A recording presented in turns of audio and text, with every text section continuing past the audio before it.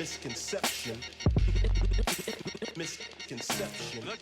What's good, guys? Welcome back to 32 for 32. It's our last episode as we talk about the AFC and NFC West today. Go through them one by one right quick and talk about the offseason moves that have happened today and yesterday as well. We're going to start off today with the Denver Broncos, who last year was a disappointment after making the Super Bowl and winning the Super Bowl the year before versus the Carolina Panthers. So first, they have to determine who their quarterback for 2018 is. It could be Trevor Siemian, it could be Paxton Lynch, and there's been rumors all day that Tony Romo could be headed to the Denver Broncos, so stay on the lookout for that. I think, honestly, truly, that they should not go after Romo and go with Trevor Siemian and have Paxton Lynch learn behind him. They should also hurry up and place a tender on Shaquille Barrett and Matt Paradis, which Matt Paradis got his tender today. They should re-sign Sylvester Williams and possibly re-sign Vance Walker. But I think DeMarcus Ware, it's time for him to go. Overall, 1 year removed from winning the Super Bowl, the Denver Broncos have many of the key pieces that constitute a championship team. If the Broncos can get consistent quarterback play and an elite defense again, this team could potentially return to the Super Bowl, even after they cut left tackle Russell Okung this offseason. Next, we're talking about the Kansas City Chiefs, who were a great team last year, a breakout team with all their great players, with Tyreek Hill coming on the scene and Spencer Ware taking the place from Jamal Charles, as Jamal Charles was cut this past couple weeks. So they already took care of signing Eric Berry to a 6-year deal. Dontari Poe, he wasn't franchise tagged, which I was really surprised after they were able to sign Eric Berry this offseason. So they need to figure out how to re-sign him in free agency. They should also not fall into the trap of getting Tony Romo, even after he stated publicly, Romo, that he wanted to go to the Kansas City Chiefs and other teams alike. They should try to place that fifth-year option on defensive end or outside linebacker D Ford. And with the remaining cap space, they should try to re-sign Jay Howard and Ramik Wilson. And they shouldn't pick up, which they didn't, Nick Foles' $10.75 million option, which is way too much for a backup quarterback. Overall, the Kansas City Chiefs are a team with very few holes to fill. By drafting best player available and bringing back Poe and Barry, Kansas City will once again be vying for that top spot in the AFC. If not, they will be struggling to make the playoffs in the toughest division in football, in my opinion, in the AFC West. Next, we're talking about the Los Angeles Chargers, not the San Diego Chargers, the Los Angeles Chargers. So first, they need to make a smooth transition from San Diego, and it's been a rough one, with making that LA Dodgers logo fiasco in January and moving companies reportedly in San Diego not wanting to move the team at all to Los Angeles. They should embrace their new community and totally rebrand themselves in the upcoming 2 to 3 years. In addition, they have to splash the cash to take over the Rams in Los Angeles. So they already franchise tagged Melvin Ingram. They should try to keep Jaleel Addae, their safety, and possibly keep Danny Woodhead and Manti Te'o. They already cut bait today with Stevie Johnson, Brandon Flowers, and DJ Fluker saving approximately $18 million in cap room today. And they should try to stay healthy after injuries ravaged the team, tearing up Danny Woodhead's season, as well as Keenan Allen and key pieces on that roster. And they should try to draft wisely as well.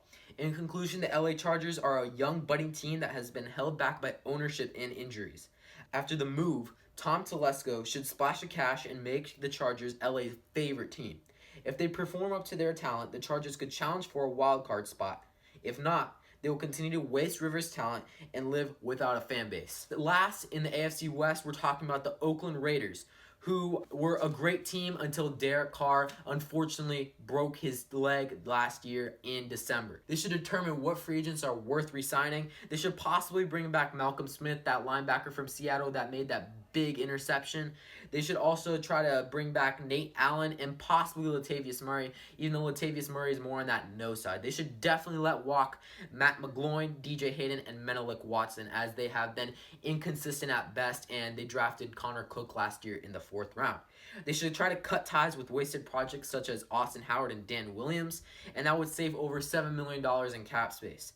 And they have to spend money on defensive tackles. Go after big names such as Dontari Poe and Benny Logan to shore up that front seven. Finally, they have to start negotiating with Khalil Mack, Derek Carr, Gabe Jackson, and Amari Cooper, as their young talent has been making them one of the best young teams in the NFL. Although the list of needs is fairly long, the offense of the Oakland Raiders can return them to the playoffs, this time with Derek Carr, if Reggie McKenzie can spend money on defense and draft a solid running back or get AP.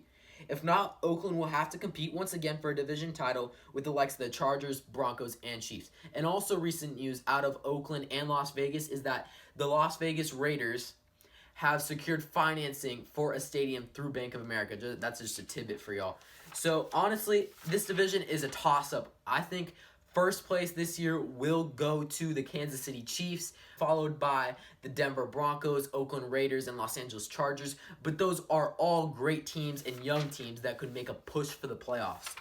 Last division that I'm going to go through on 32 for 32 is the NFC West, which has been up and down and it's been sorting through. The only consistent team that's been there has been Seattle for the past couple years. We're going to start off with Arizona, though, and they did franchise Chandler Jones, and after they gave up a second-round pick to New England for him, they should try to re-sign Calais Campbell, which that's not looking likely. Tony Jefferson, again, not looking likely. They should possibly re-sign Frosty Rucker, DJ Swearinger, Chris Johnson, AQ Shipley, C.O. Moore, and Earl Watford, which are great, solid pieces on that team.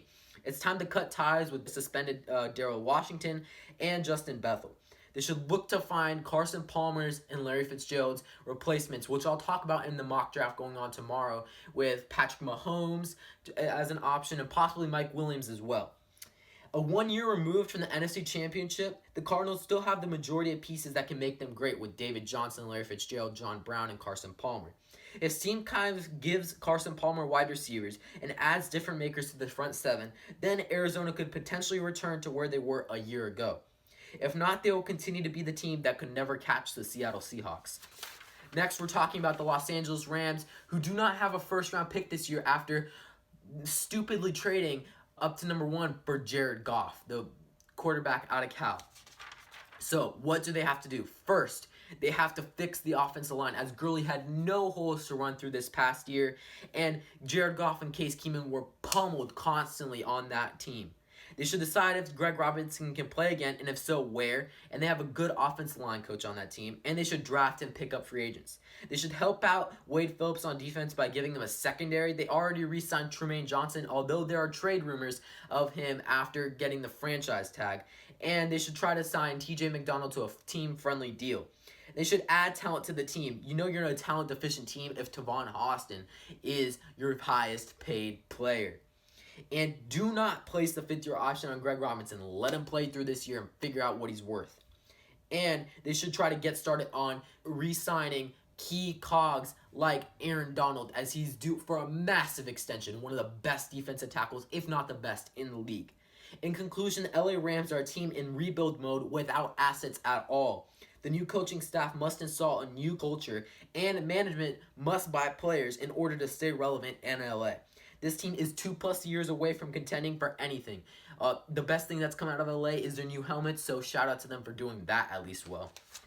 Next, we're going over to the San Francisco 49ers, which in a shocking move this offseason, they hired John Lynch, the Fox broadcaster, as their GM.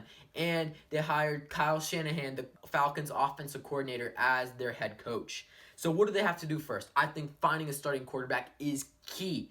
They already got rid of Colin Kaepernick as he did not accept his option, and Blake Gabbert is a free agent, so they have nobody on that roster in terms of quarterbacks. They could trade for a quarterback such as Jay Cutler and Jimmy G, or Kirk Cousins, which Kirk Cousins I would love to see in San Francisco red and gold.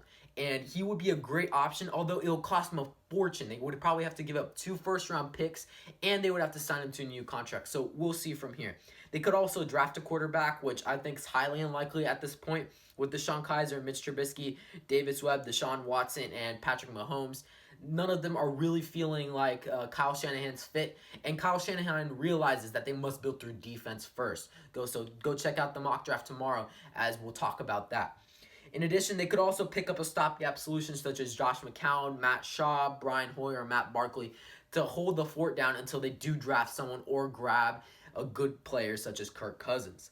They should cut Ahmad Brooks, and they already cut Torrey Smith, saving them over $9 million in cap space yesterday. And they should spend millions in free agency, as they have one of the highest amount of cap space with over $70 million available for them to spend. In conclusion, the San Francisco 49ers are a talent-deficient team in rebuild mode, ruined by coach GM power struggles, John Lynch and Kyle Shanahan must spend money and work together to get this team winning in 2 to 3 years and face the next club, which I'm talking about is the Seattle Seahawks. Shout out to my friends in Seattle, Miaita and his family. And so we're looking at that team, and it's one of the greatest teams in the NFL right now. Honestly, truly, even though I'm a Panthers fan, I have to give it up to y'all. Props to y'all. So what do they have to do? First, they have to rekindle the anger that brought them to the championship 3 years ago. They should rekindle that togetherness as well. No more selfishness by Michael Bennett and other players, even though they do deserve that sort of contract.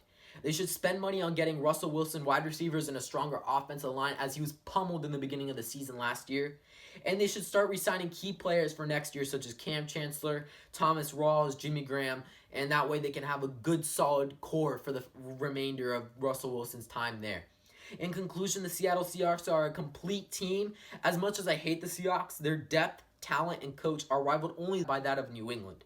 With discipline and practice, the Seattle Seahawks will remain a force in the NFL for years to come. So, who do I think will win the NFC West this year? I definitely think it's Seattle. There's no shot by any other team except Arizona. I think Arizona comes in second, with the San Francisco 49ers third, and unfortunately the Los Angeles Rams coming in fourth.